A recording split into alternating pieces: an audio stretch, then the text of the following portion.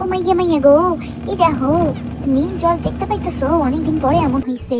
আমি তো দেখে অবাক হয়ে গেছি। এই তো আমি তার মধ্যে আমি আর আমার ফ্রেন্ড চলে আইলাম আমাদের কলেজে এক্সাম দিবার লাগে। তো এক্সাম দিমু, আর এক্সামে তো কিছু পড়াশোনা করি নাই। এই জন্য এমন কইরা আমরা একটু নাটক দেখাচ্ছিলাম যেন আমরা বিশ্ববিজ্ঞ পড়াশোনা করবো। বাট আমরা কিছুই পড়াশোনা করছিলাম না, আমরা শুধু ফাত্রামো করছিলাম।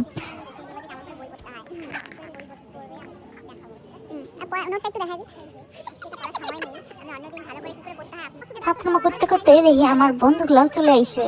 মানে বন্ধুগুলার সাথে যেমন কথা হয়, কি কি কথা কয় এরা বুঝি না। আর আমাদের তো সকাল থেকে চুনা গেছে, চুনা যাইতে যাইতে আমাদের তো অবস্থা শেষ। তারপর আমরা যেমন তেমন করে প্রথম এক্সামটা দিয়া প্রচন্ড পরিমাণে খাওয়া পাই গেছে, গাইস খিদা পাই গেছে। তারপরে আমরা খাইতে আইলাম, খাওয়া দাওয়া কইরা এখন আবার যাবো পরীক্ষা দিবার লাগিয়া। এত যে পরীক্ষা হয় আমি তো আমার মাথাটা শেষ কইরা দেয়। পড়াশোনা তো কিছু করি নাই গাইস, এমনি এমনি পরীক্ষা দিতে থাকি। খাওয়া দাওয়া কইরা এখন আবার চলে আইলাম আমাদের কলেজে। কলেজে দেখবো আর সেকেন্ড এক্সামটা হইব। কখন পেয়েছে এই এক্সামটা শেষ হইব, এত বড় হয়েছি তাও এক্সাম কেন যেন পিছা ছাড়ে না। আমার পিছাই পড়ে আছে, সব সময় পিছাই থাকে। কেন যে থাকে আমি তো বুঝতে পারি না। দুগ্গা দুগ্গা কইরা আমার সেকেন্ড এক্সামটা তো হয়েছে, এখন আমি বাড়ি যাবো। বাড়ি কিসে যাবো এটাই তো সমস্যা।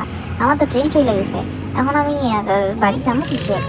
আমি তো ভয় পাইয়া গেছিলাম, কিন্তু আমি বুঝলাম যে আমাদের আরেকটা গাড়ি তো আইছে, ওই গাড়িতে যাবো, একদম লাস্ট গাড়ি। এই গাড়িটা পাইছি ভাগ্যিস, এখন আমরা বাড়ি যাবো।